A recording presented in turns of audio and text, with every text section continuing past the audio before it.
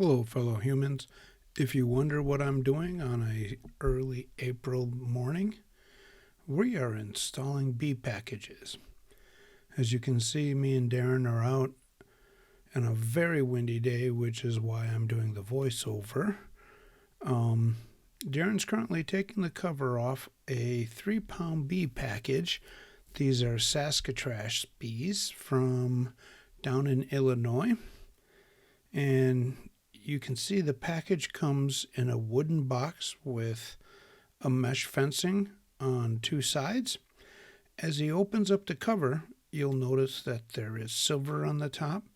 That's actually a can that contains sugar water, and that sugar water helps feed the bees and keeps them alive as they go from the fields to transport to their new homes.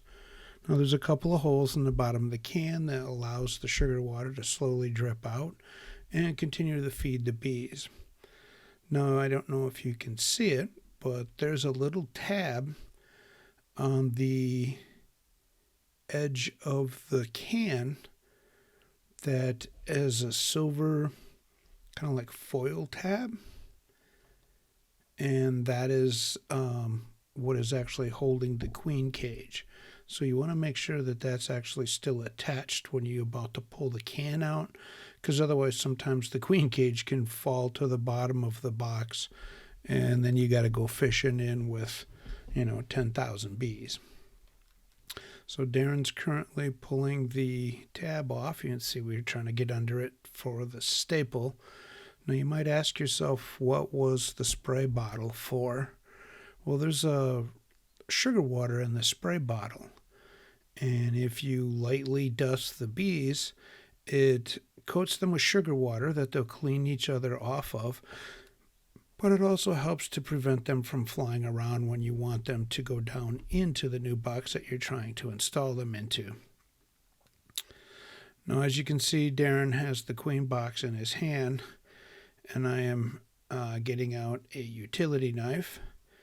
And what we have to do is on the queen cage, or the box that has the queen in it, there's usually an attendant or a couple of bees in the box with her to kind of take care of her.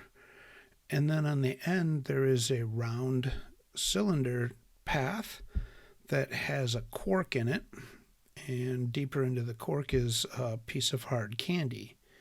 So what this does is when you set the bees, you pull the cork out, which is what Darren's working on right now, and that'll expose the hard candy so that the other bees will come in and actually eat the hard candy.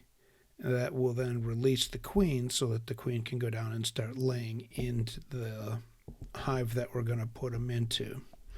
So once the cork is out, looks like Darren has completed that, hands me back the knife. So now we're going to set her down in between the frames, and we'll fold over the tab on the top of the frame to help hold her in place while we're about to load the rest of the bees into the actual box. Now the bees will pull together. They form what's called the cluster, and they'll literally grab each other's legs and bodies and hold themselves together to create heat to keep the queen warm. It was not the warmest of days. There was a huge amount of wind, which is, if you turn around, you can see the Jeep behind you and our shadows in the Jeep. We pulled them up to the hive to try to protect the bees from being blown away as we were going to shake them into the box. You can see Darren shaking the bees, and they're still kind of clustering together. So, of course, sometimes the best way to get them to move, give it a smack. That'll loosen up their grip on the side walls and things like that, where you can shake them down and actually get them to fall through the hole down into the hive itself. So now that we've got them shaken out of the box, the queen is kind of set on each side of on the side of the frame. And then what we'll do is we'll put our other frames back into the box, completing out the hive.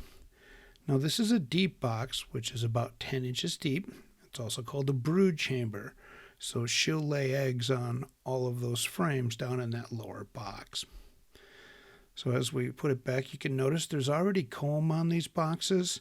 So we've pulled some frames from other hives that we've had that were cleaned out and are starting this hive with honeycomb already in place. So when the queen actually gets released, there's already a place for her to start laying eggs and she'll go right to work. Bee lifetime is about 30 days. So literally in about 32 days, we should have some new bees in our hive. So that's it. We close her back up and ready to go. So thank you very much. We're off to do some more. I guess I'm also supposed to say, go ahead and subscribe, hit that bell, all the other things that you know what to do on YouTube.